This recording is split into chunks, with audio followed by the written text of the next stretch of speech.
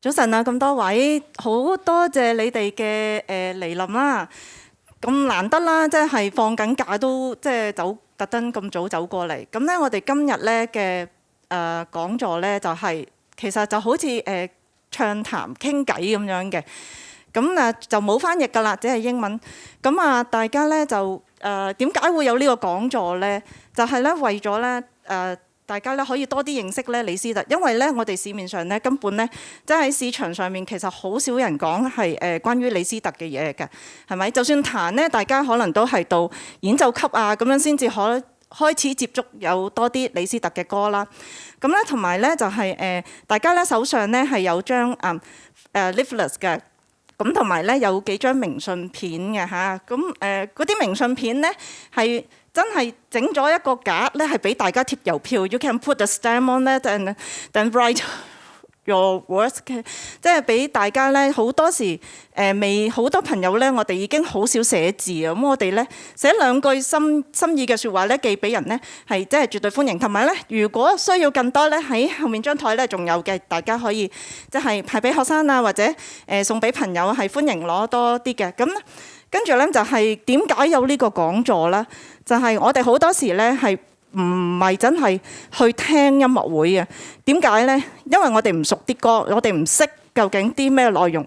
咁咧，希望今次咧係講多少少關於李斯特嘅樂曲啦，或者佢嘅生平啦。咁大家咧去到聽音樂會嗰陣時咧，就可以再投入啲嘅。其實就可以再 enjoy 啲個 music。其實啲歌咧係好好聽。如果舊年有去過聽全部舒伯特嗰個演奏會咧，都知道咧啲歌咧全部都好抒情，好好聽。今次都係一樣嘅，係好好聽。咁大家咧係真係唔係淨係彈琴，我哋細個開始已經係彈琴，但係好少咧真係去享受個音樂。我哋好多時只係注重嗰個技巧啊咁樣各樣，同埋聽個音色。但係咧真係去享受咧，真係大家可以匿埋眼，即係聽音樂會嗰陣時啊，就跟住嗰個音樂去呼吸，咁樣咧就會係覺得係好舒服嘅嚇。咁啊可以係當係一個生活工作上啦。如果即係好多壓力啊，咁係一個 me time 去 relax 嗰個幾鐘頭嘅音樂會。咁雖然咧我哋咧，如果音樂會咧係如果買4張咧就有8折嘅，咁當然都歡迎係叫埋啲朋友啊、屋企人啊一齊去聽啦。咁大家一齊 me time 啦。好啦，咁我哋咧先睇一個少少嘅短片，然後咧就會開始嗰個我哋有請我哋嘅主持人同埋嘉賓嘅嚇。咁我哋先播片先。好，多謝大家。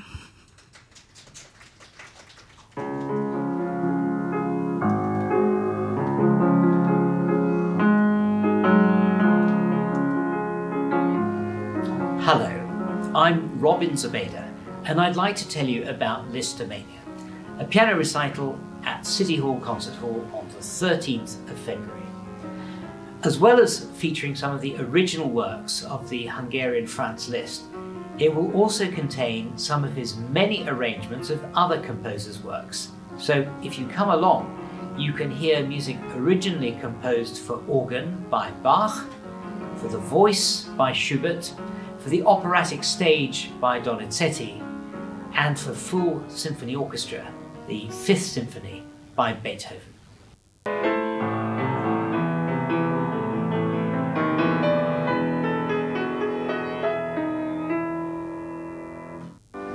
The recital takes place on the 13th of February, which is of course the eve of Valentine's Day. And it couldn't really be more appropriate because Liszt was truly one of the great romantic composers of the 19th century. Not just a composer, but pianist, musician, and all-round personality.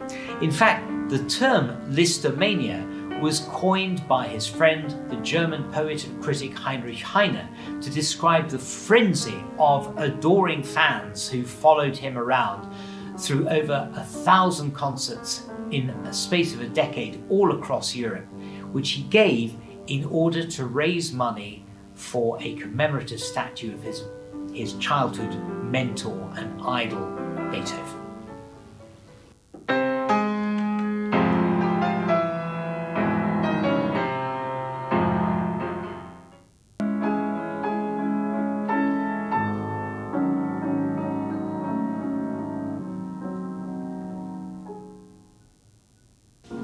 Over the next few weeks, I'll be releasing a series of 2-minute videos just to give you a brief introduction to some of the works in the program. But meanwhile, please save the date, 13th of February, City Hall Concert Hall.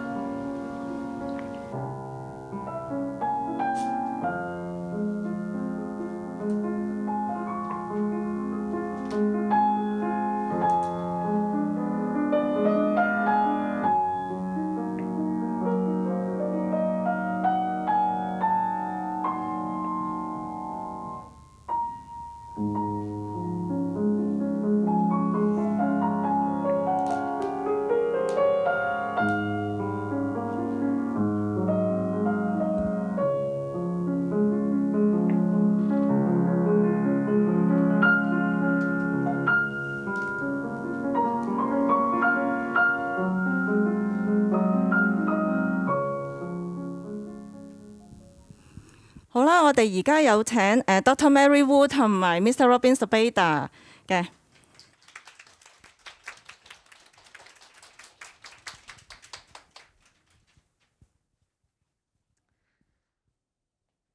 Well, hello everyone. Good morning. Nice to see you all. Welcome. And today, well, I'm just like the speaking Christmas tree because the main role is to let Robin share with us about this recital and subjects on list. Yes. And so we will be having a conversation with each other. Lovely. Yes. Thank you. Happy Christmas, everyone. Hi. So, Robin, you have chosen all lists for this coming recital, which we are very excited about. And you've chosen the word listomania. Can you give us a reason for the name? Well, yes, hello again, everyone, and thanks for coming today. The term listomania was coined by the German poet and writer Heinrich Heine, and it really just describes the complete chaos that was caused when this sensational pianist burst onto the stage. And women would be throwing jewelry onto the stage and trying to grab bits of his hair and cigar butts and goodness knows what, any memorabilia that they could. And this was incredibly just a period of 9 years of Liszt's 70-plus year life that he spent doing intense concertizing.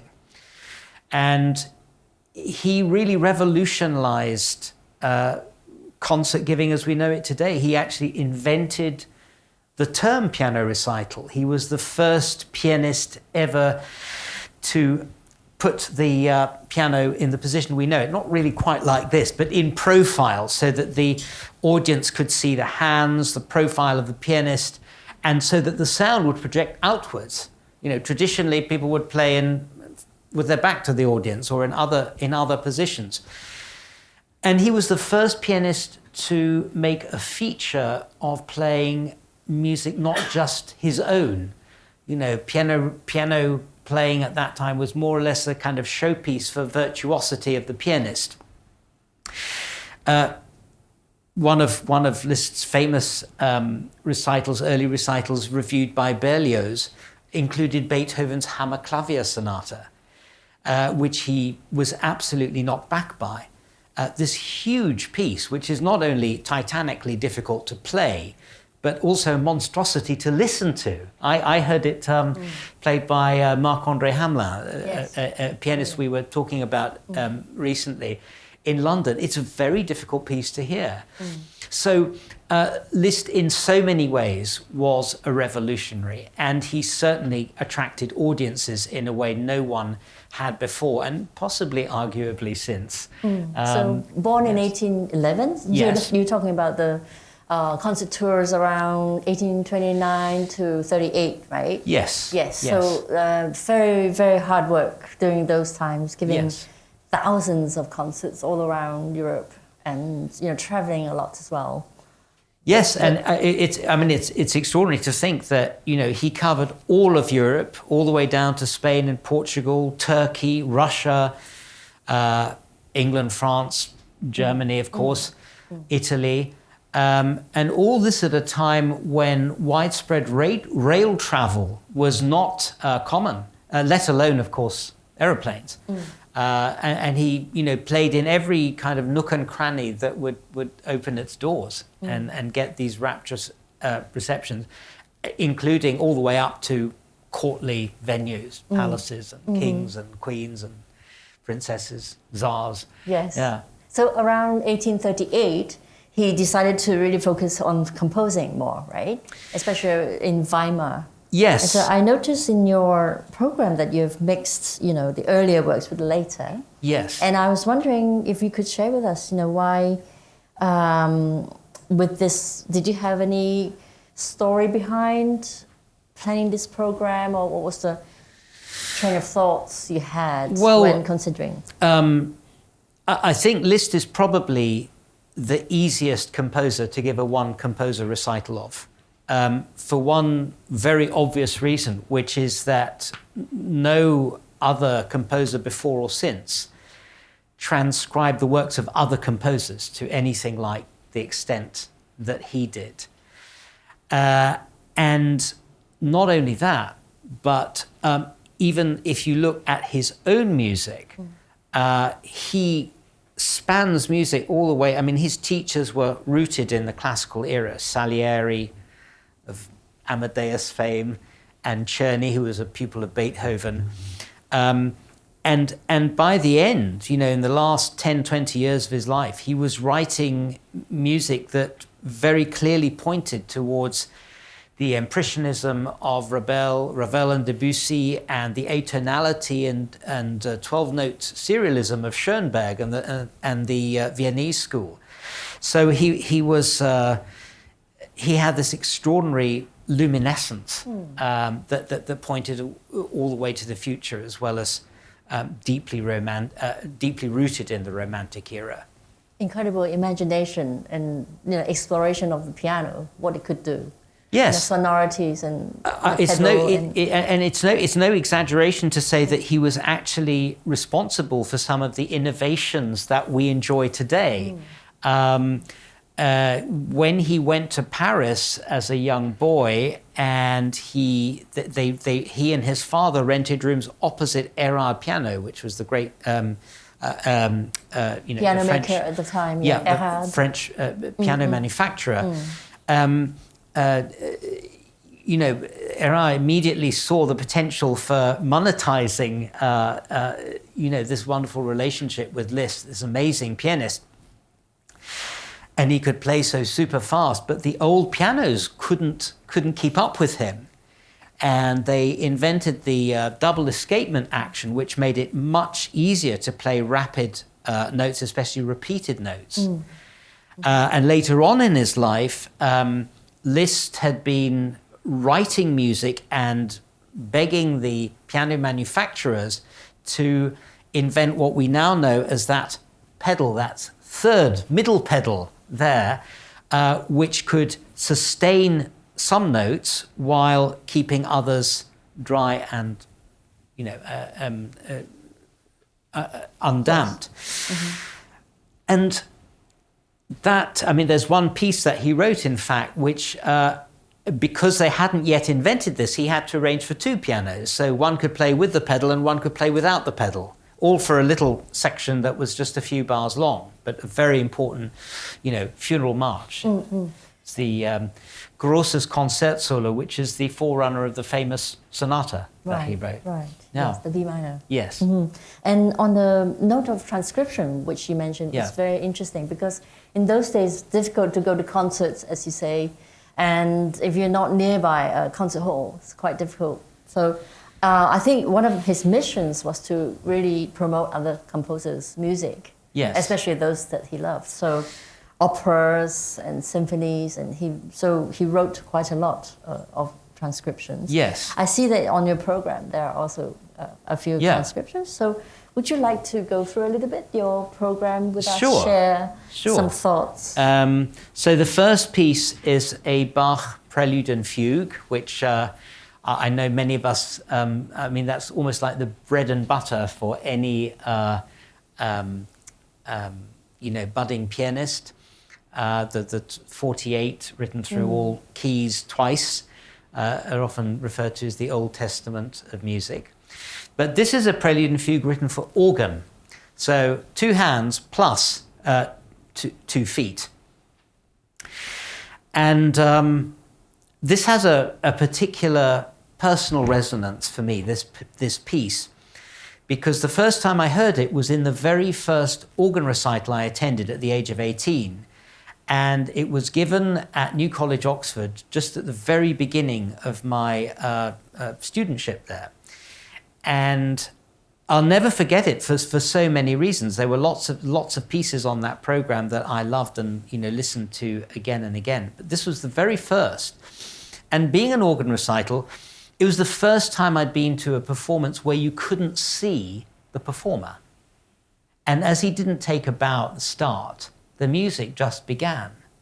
And it was just, for me, it was just pure magic, if I may.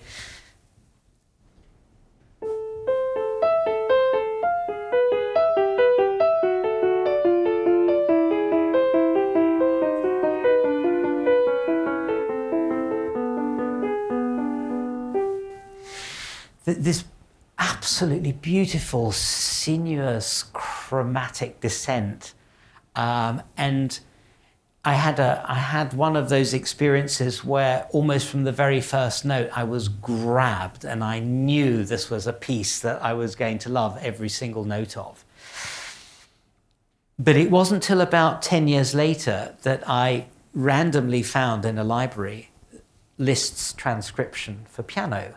And I was over the moon. I grabbed it, and in the days before IMSLP, I just went to the shop, got a copy, and then bought my own copy, and got learning. And it's an absolutely beautiful, gorgeous work. It's interesting that Liszt, of course, is known as a fantastic pianist and composer, but he was also a very good organist, wasn't he? And a fantastic improviser. Yes, he was indeed. And I mean, I think it's important to mention also that among his many bizarre combinations of contradictions, he was, this huge romantic figure that so many women sort of fell in love with. But he was also deeply attached to his Catholic faith, which he was brought up with. Even in his late teens, he considered joining, going to the church. And in later life, he picked up minor orders at the Catholic Church and was even an emissary for the Vatican. And so I think the church was a very natural venue for him. And he wrote a lot of organ music and later in life, a lot of sacred music. Beautiful 3-hour oratorio Christus, a handful of settings of the Mass, a beautiful Ave Maria. So yes, he sits very naturally, and of course, who but Bach, could be considered the king of organ music. And probably the influence of his teacher, Czerny, who also was a very keen on improvisation, although we usually just known him for finger work. And yes, he's the bane of every young student's life, Czerny. Yes. But yes, I think the 3 areas in which Czerny was what his principal teacher was so important was, as you say, he was the link between Beethoven and Liszt, and there's this famous story that Liszt at a young age went to see Beethoven, and Beethoven heard him play and kissed him on the cheek and said, you are the one of the lucky ones. You're going to give great joy and pleasure to people. And also that there's nothing better than that. And there's nothing better than that. Yeah. Yes. Yeah. That story actually appears in lots of different versions, which makes it throws a little bit of a suspicion on all its details, but it's a great story, so why spoil it? Right. Yeah. And then the second piece would be a Schubert Liszt transcription. Yes. So Liszt transcribed over 50 of Schubert's songs, And he did so with such incredible imagination that whereas Schubert might write 3 or 4 verses of a song, all of the music of which is exactly the same because it's only the words that are changing. So he just writes repeat signs, play the six times, 3 times, 4 times, whatever it is.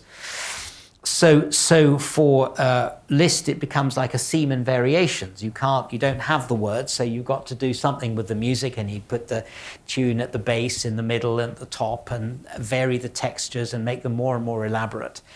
And so what started off as a very faithful note-by-note transcription of the song ends up, with Liszt taking the thing over lock, stock, and barrel and making it very much his own. And so he even adds verses on occasion to Schubert's original, as is the case with the one I'll be playing. And in 2 or 3 cases, he made 3, 4 different versions of the same song. So there was no end to his creativity. And I think you actually included some of it in the video, right? Just now, there probably there was was a tiny snatch, but yes. I think for anyone who managed to come along just over a year ago to the Schubertiade that I gave at City Hall, I did quite a few of those transcriptions there, and this is a different one. This one is actually from a song cycle called Die schöne Müllerin, the beautiful miller's daughter, which in typical German romantic fashion tells the story of someone who, sets out on life journey full of enthusiasm and by the end commits suicide, drowning himself in a brook because he didn't get the girl he wanted. And this song comes right at the very end where he is having a conversation with this brook and he's pouring his heart out and the brook is trying to console him. And you have this wonderful and very Schubertian contrast between minor, major, minor, major, minor, major. Yes, unrequited love is so much of a subject in art. Yes, in every and form. Particularly in the Romantic era, and particularly if you happen to be German for some reason. Yes. And so the next one would be a transcription of Donizetti's opera, Reminiscence. Now I understand there are 2 very beautiful melodies there, especially, that are included in this. And would you like to maybe demonstrate a little bit? Oh, sure, yes. So I think you heard a bit of it already.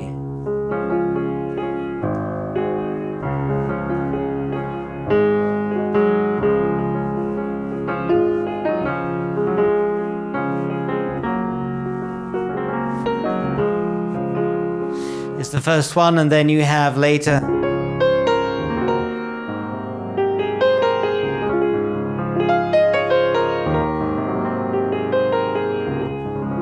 I won't give it all away because I want you to come and hear the whole thing, of course. But it's funny, pieces go in and out of fashion, don't they? And composers go in and out of fashion. I was absolutely thrilled. I don't know if any of you went to see Maria Stuarda at City Hall Concert Hall, which was staged just a few weeks ago. A Donizetti, full Donizetti opera staged at City Hall Concert Hall. But unless you're an opera buff, Donizetti's not one of the composers you will normally come across. But they're full of gorgeous tunes. And it's quite interesting. I was doing a bit of looking up. This particular sextet, this tune was sung by Shirley Temple in, I think she was probably 8 or 9 years old. And it also appears in a couple of cartoons, Porky Pig and Bugs Bunny. Everyone knows Bugs Bunny. And we have the Year of the Rabbit coming up in a couple of weeks, don't we? True. So very appropriate. Very appropriate, yes. Yes. And what the way that Liszt works this is, you get a little introduction, just introducing very cautious snippets of the music, and then it gets going in a more or less faithful reproduction of Donizetti's sextet, but with increasingly elaborate technical whirlings and swirlings all the way through, cascading up and down the piano, with the tune somehow caught in between and divided between the hands. Sounds like you need 3 hands. Yes, usually. and it's interesting because he used a technique that's often attributed to his great pianistic rival, who we haven't mentioned, Thalberg, who had this. It was called a 3-handed technique, and it sounds like what you're usually doing is taking the tune and dividing it between the thumbs of each hand, with the accompaniment on either side of it, and it does sound like you've got 3 or sometimes even more than 3 hands playing at the same time. It's an absolutely glorious arrangement of these beautiful tunes. And interestingly, one of Liszt's students, I believe, Theodor Leczetitsky, tried to trump his master and arrange the whole thing for left hand only, which is quite a fun version. I actually learnt that before I learnt this one. Oh, okay. Yeah. So this is easy then for you. No, actually, left hand alone actually first. the 2-handed version is rather harder. Looking forward. Yeah. Next one is Harmonie poétique et religieux. Religieux. Yes. Excuse me. This is not to be mistaken with the very early Harmonie religieux. Yes. It's a different set. In fact, what he did was he wrote this piece called Harmonie poétique et religieuse, poetic and religious harmonies. I think he was in his early 20s when he wrote it. And it's a quite extraordinary piece that is not really in any key, has no time signature, and would have been quite extraordinarily revolutionary for the time that it was composed. And it didn't cut much ice with contemporary audience, so it was something he pretty much kept to himself. But he then reworked it and made a whole set of 10 pieces. I think, is it 10 pieces? 7 or 10? 7. I think 7. But this is number 7, Yeah, but I'm not sure if it's the last one. I can't quite remember. He does, I think there's a Miserere after Palestrina, and there's some things on Gregorian chant. So it has a very kind of mystical, sacred, spiritual theme to it. But this particular piece, Funerals, was inspired by the Hungarian uprising of 1849, October 49, which is actually the subtitle of the piece. It's Funérailles, October 1849, in which 13 Hungarian generals, pretty much the whole cabinet, were executed, or I think in one case exiled by the Austrian Habsburgs. And it's a wonderful example of program music. So not just an abstract piece like a Schubert impromptu or a Bach prelude and fugue, but something that actually tells a story or is related to a specific theme or event. And it's very clear, at the beginning you have these clashing funeral bells.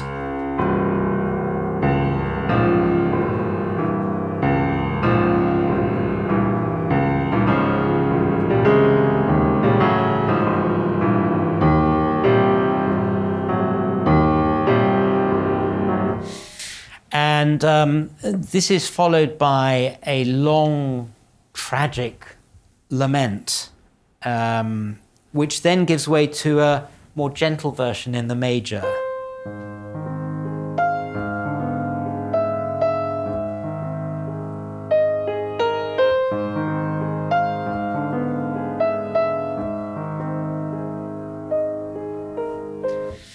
And then there's a middle section which is very reminiscent of the middle section of Chopin's Heroic Polonaise. You know, the left hand is very busy. What is it? That one. And Liszt does a version that's very reminiscent of that, but it has an interesting distinction. it works its way through a series of keys, and instead of Chopin's famous version, which repeats itself, it progresses and it accelerates. So it's a hugely dramatic push towards the final climax. A very, very powerful piece. Very dramatic. Yes. Yeah, I remember playing this piece in a recital for some students where I was giving masterclass in the States about 15 or so years ago. Most of them actually were harpists, not pianists. But I remember one person very touchingly telling me years later that it was hearing that piece, that particular piece of music, shortly before her father tragically died, very unexpectedly and very young, when she was, herself in her teens. That was the piece that made her want to become a professional musician. So it is incredible testament as to the power, I think, of music. Yes, absolutely. Yeah. Like Menuhin said, music is also a therapy, right? It's Yes. so much more powerful than words, and it's much more immediate. Yes. And that what really touches the soul Yes. directly. So, yeah. Yes. It is wonderful the way it works, and of course, unlike art, which hits you immediately because it's in space, music unfolds over time. That's right. Yeah. And the next one is also quite a dramatic piece, Beethoven Symphony No. 5. Ha ha ha ha, yes. Ba ba ba bum. Or as some people might remember, a little shop in Wan Chai called Tang Tang Tang Tang, which was apparently... David Tang? Yeah, David Tang and Shanghai Tang fame. And he opened this shop and apparently named it after the first four notes of Beethoven's Fifth Symphony. Just in case there weren't already enough extra musical attachments to this piece. So Beethoven, as I've already mentioned, was a huge and very, very powerful influence on Liszt. He actually gave a series of concerts in order to raise funds for a monument to Beethoven in his birthplace of Bonn, when it was discovered that the Beethoven Memorial Committee had failed to raise the funds themselves. Liszt took on that burden himself. He said, "I'll pay for the statue." There was only one problem: he didn't actually have any money. So he then gave these fundraising concerts, which were just meant to be a few in one country, and they ended up being 1,000 over many years.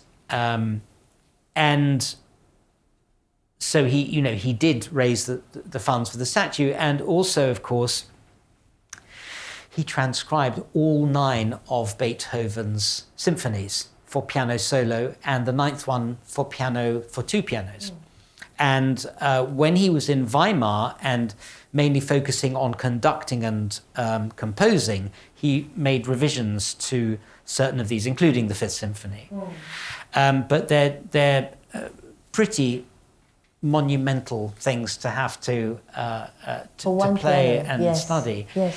And you can also see the didactic purpose in this, because he writes very often which instruments are playing which notes, and even sometimes writes notes you can't play, just to say, well, actually the flutes and the piccolos are doing this, but just for your information. And this, of course, all in the days when we didn't have Eulenberg scores miniature scores to study, or YouTube or Spotify or radio or TV or CDs or any of that.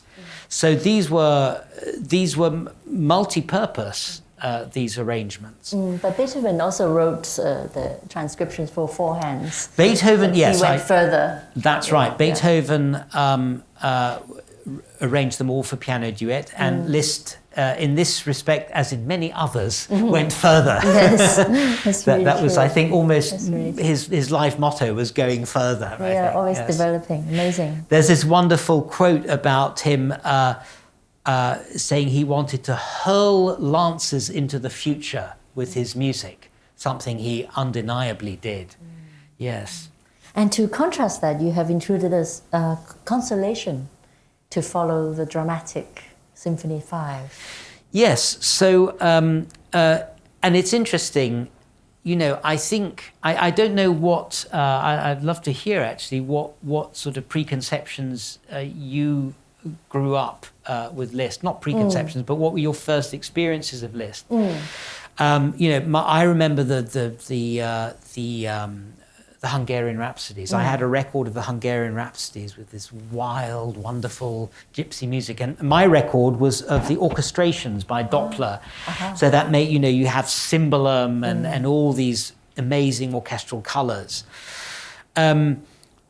And I think a lot of people have this image of Liszt being someone who was, you know, dashing and showy and maybe a bit too showy and sometimes superficial. And there is so much more to Liszt's music. You know, just to throw this out, he wrote over 3,000 pieces of music. And I think about 1,400 are for piano. So that means, you know, the majority are not even for piano. He wrote orchestral music, choral music. There's even an early opera, songs in a whole variety of languages. But it's interesting that even in the piano pieces, more are quiet than loud and slow than fast, and often end like that, not in a blaze of glory. But it's only the 50 or so that are usually played in the concert hall that we know, and those are usually the often the loud, showy ones. And these consolations, these were written during a time of turbulence in Liszt's life. He eloped with a Countess, Marie d'Agoult, very scandalous thing to do. She was already married with her 2 children of her own. They left Paris, they went to Switzerland first and then to Italy, and they had 3 children along the way. And, you know, of course, Countess Marie d'Agoult was fascinated by this, you know, amazing, very, very charismatic figure.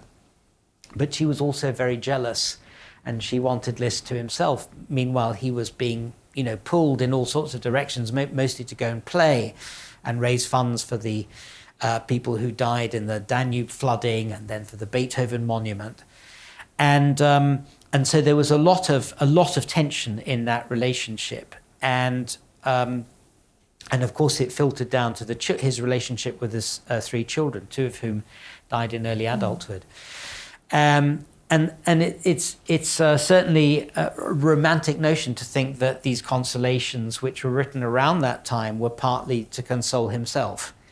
And so they are generally quiet vignettes. And actually this most famous consolation was added to the second revised set, made, I think, only a few years after the first set.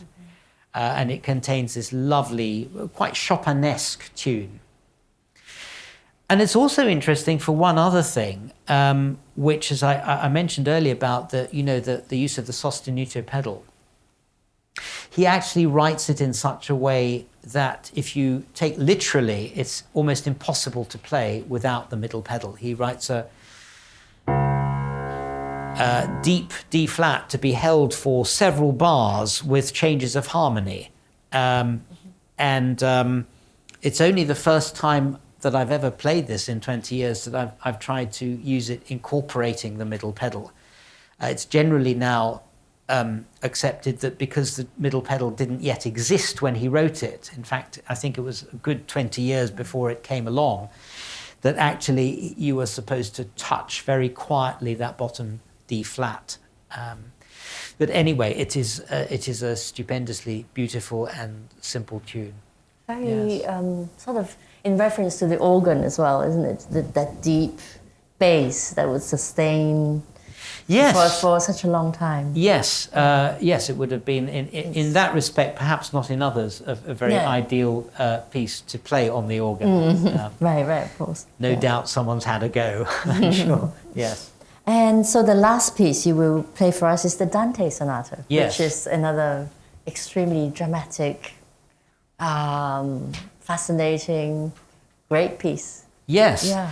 So the Dante Sonata is the last and by a very long margin the weightiest piece in the second volume of Années de Pèlerinage, Years of Pilgrimage or Years of Wandering.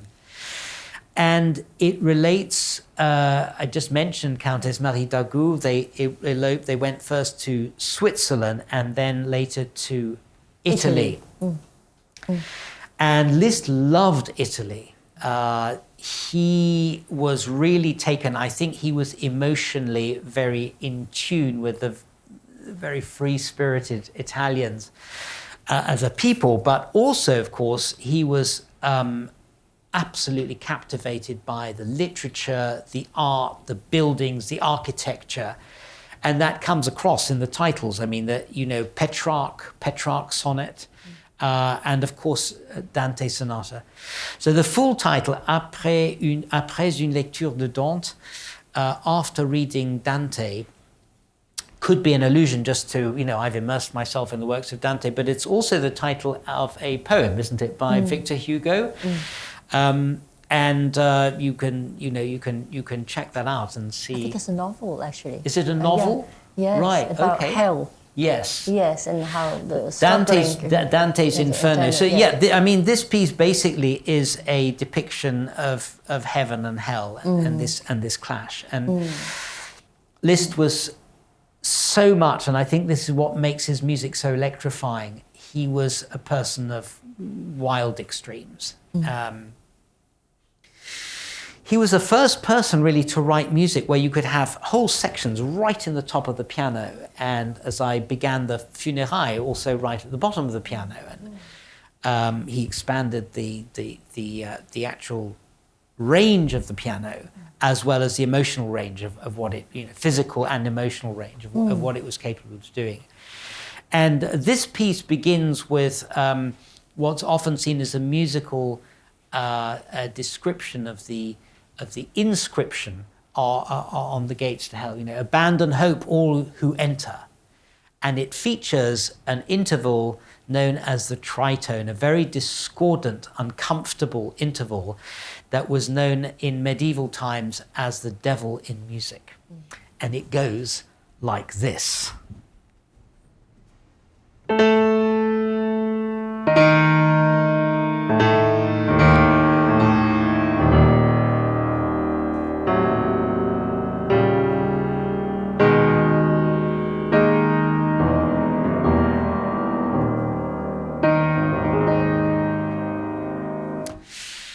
Very imposing beginning, and a bit like Lucia and some of his other pieces, his introduction just contains snippets of what you're going to hear. The Liszt Sonata is, of course, an excellent example. And then he transforms them. Yes. Which is fascinating. And the way he does that is absolutely incredible. So we talked about the Beethoven Fifth Symphony, which is 4 notes, ba-ba-ba-bam. And unusually, you know that in classical sonata form you have a first subject, often very strong and powerful, and a second subject which is often contrasted and lyrical. And in the Beethoven, he does something quite interesting because he uses ba-ba-ba-bam as an accompaniment to the lyrical second subject. So he actually combines, you get a bit of the first subject in the second subject. Now as an accompaniment instead of solo, in the major instead of the minor, and going up on the last note instead of down. Well, Liszt's version of this is a much more all-encompassing idea, where you have ideas, a kernel of an idea that pervades the entire piece. And whereas Beethoven's Fifth Symphony is based on 4 notes, da-da-da-dam, 3 repeated and 1 down, the Dante Sonata is essentially based on just 2 notes, 2 repeated notes very fast. Da-dum. That's it. That's the essence of the Dante Sonata. But in among that, you have a first subject, I suppose, which is this very, very chilling, frightening, scary chromatic descent.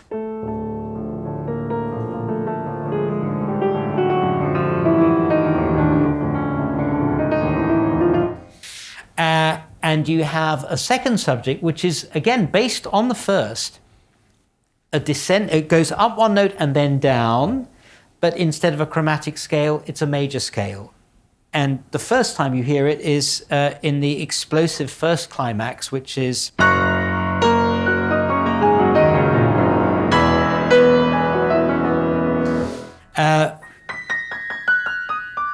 So it goes up and then down, but in this blaze of glory, and it comes back just like this. Very calmly. Later you hear it celestially up in paradise.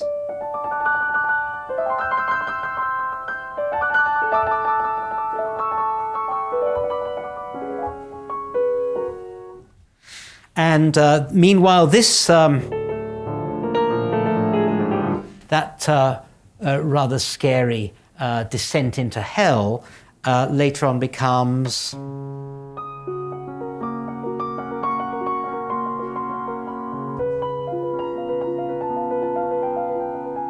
this absolute, just like angels singing. So one tune or one musical idea can be used to change itself, transform itself into a whole range of things. And I'm always reluctant to describe these things, because one of the most magical things about this technique of writing, which Liszt didn't invent, but certainly developed and I think many people would say perfected, is that you're not really conscious of this. You're not conscious. The themes are so transformed that it's difficult to be, oh yes, I heard that a few minutes ago, but it sounded completely different. But the fact that they are so closely related gives the piece a magical unity. I don't know if you can, I'm pretty sure it's still on YouTube. There is an orchestration by Constant Lambert, the English composer of the Dante Sonata. Well worth a listen. I mean, it sounds absolutely like a Hollywood film score to, Star Wars or some other battle between good and evil. And it's a very special piece to me. It was the first piece of Liszt that woke me in my late teens out of my torpor of, I don't like Liszt, it's all showy, superficial or schmaltzy. What's that piece called? The Liebestraum. It absolutely grabbed me when I heard the Dante Sonata, and it became the first piece that I performed of his. Well, you say, the transformed themes, they convey such a variety of moods and sentiments, such delicacy, but at the same time roaring with pain and wildness, and all this in a compact 18 minutes. That's what really fascinates me. Yes. Yeah. Yes. It's just the whole spectrum of emotions almost. It is. Very deep. And it's very human in a way, because if you think of all the extremes of emotion that we experience as human beings, aren't they just transformations of essentially the same things? How you can, be in love with someone one moment and then absolutely hate their guts the next moment, and it's the same person, And so I think it's a very human thing, and I think that's why Liszt has this very, very powerful attraction. And I hope that this program will show. It's absurd to try and pretend. I think there's over 120 hours of recorded music in 100 CDs, probably more than that actually. So to try and find a representative less than 1% to put in a program of this nature is impossible. I haven't really gone anywhere close to the later music, for example. But it is an incredibly rich literature by Liszt, and It's a great variety, though. It's really nice, and it comes to about 70 minutes, the most. Yes, without an interval. We're doing it as a 75-minute program, which seems to be the COVID, formula. And I think a lot of people like actually just going straight through and not coming up, especially as you can't get a drink still these days in the interval. It's nice just to go straight through. Talking of recorded music, do you have any favorite Liszt players? Like CDs? Well, I certainly, I absolutely couldn't not mention Leslie Howard, who recorded all of the known Liszt and actually put a lot of it together. I think when I was first sent to interview him for RTHK when I first lived here in the late 80s. And I think he'd made, I think, about the first 10 CDs of this project. And it was very fortuitous that I was learning a lot of Liszt myself. In fact, I was about to do a recital, so it was a wonderful opportunity to exchange ideas about it. But yeah, he did this extraordinary compendium, which I think is in the Guinness Book of Records as the biggest solo project of CDs undertaken by a human being. Amazing.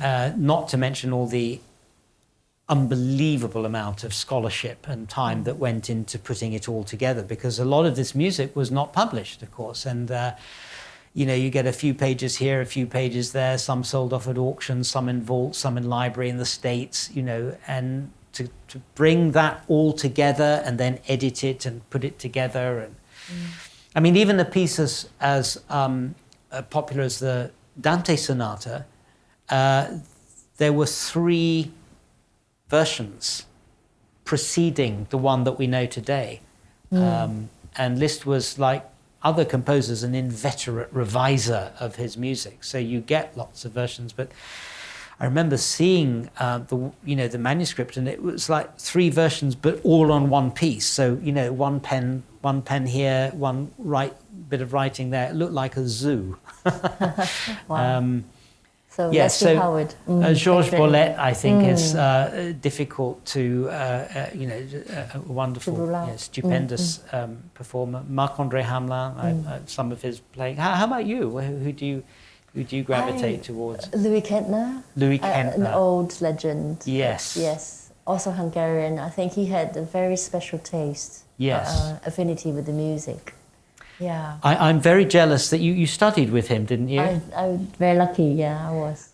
Louis Kentner was, I very sadly never met him, although he was... in London. Yes, but Louis Kentner also recorded, I'll just throw this in, as he also recorded the 12 transcendental studies of Lyapunov, a Russian composer.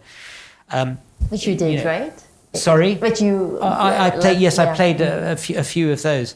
Liszt, probably, apart from the sonata, I think the 12 studies, transcendental studies, are probably his best-known piano work, certainly among people who, study and do competitions and all of that kind of thing.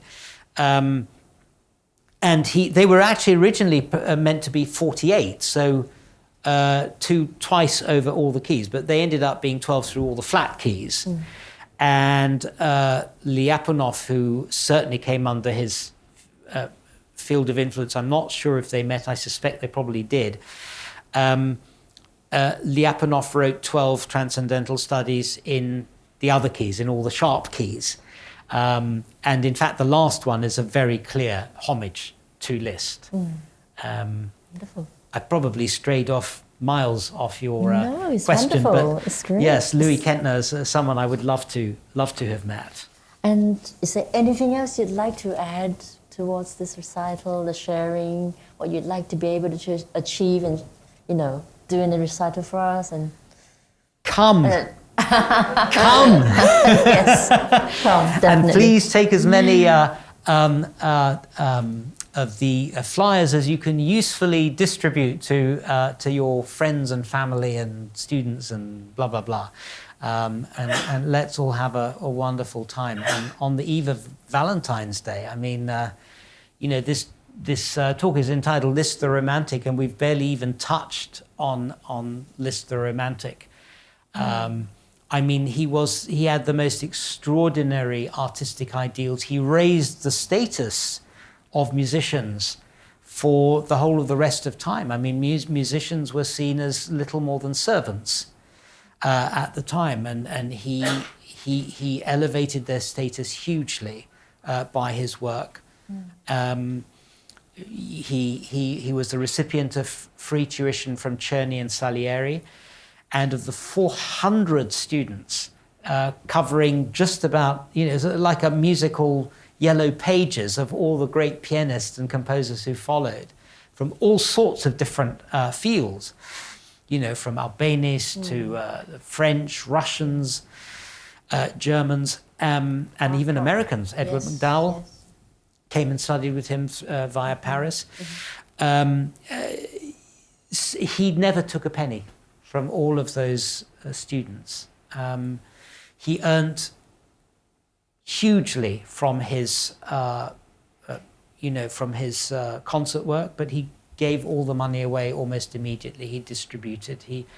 When he died, he had nothing. He just had his, 2 libraries, I think, in Budapest and Italy, probably, and pretty much the clothes he was standing in. So, yes. And this is one of the quotes that I love of Liszt. It says, "Music is the heart of life. She speaks love.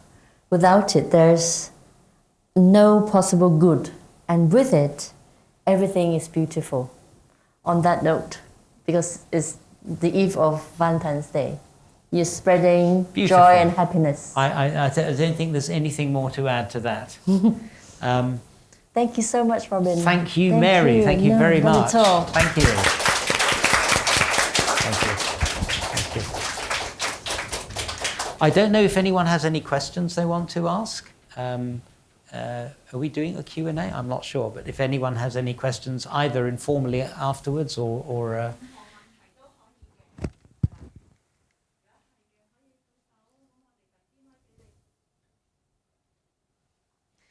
頭先有冇啲咩唔清楚嘅咧？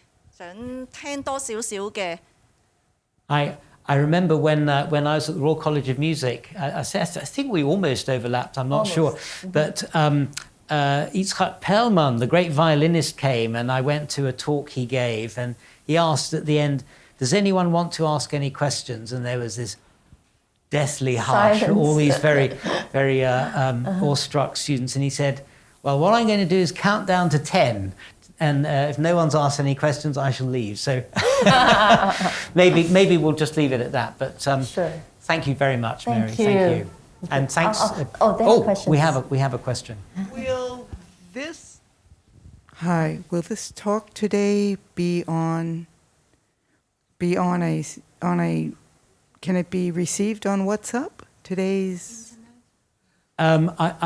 Do we have a recording? Is this going to be yeah? Is it we're going to 係 be 今日我哋嘅講座咧係之後會擺喺 YouTube 嘅 ，so anyone can watch this on YouTube repeatedly many times and share to friends. Yeah. Thanks to Tomley Music to record. Huge thank you. For this beautiful venue, beautiful piano and setting and the lightings and also the recording as well. Seconded and passed and carried. Yeah, that lovely to be here. Great privilege. Okay, thank you.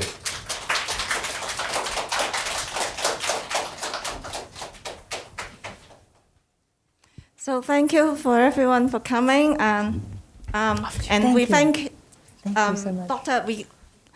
We clap again for Mr. Robin Zebaida and Dr. Mary Wu. Thank you. Yeah, thank you so much. So on your chairs, you will have some postcards. Just write anything you like, and just even 2 sentences will be lovely if your friends get them. Yeah, there is a box for you to put the actual stamp on it, actually.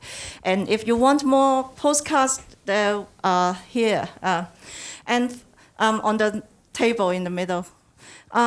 For the ticketing, actually there are many discounts. Tony members will get 10% discount.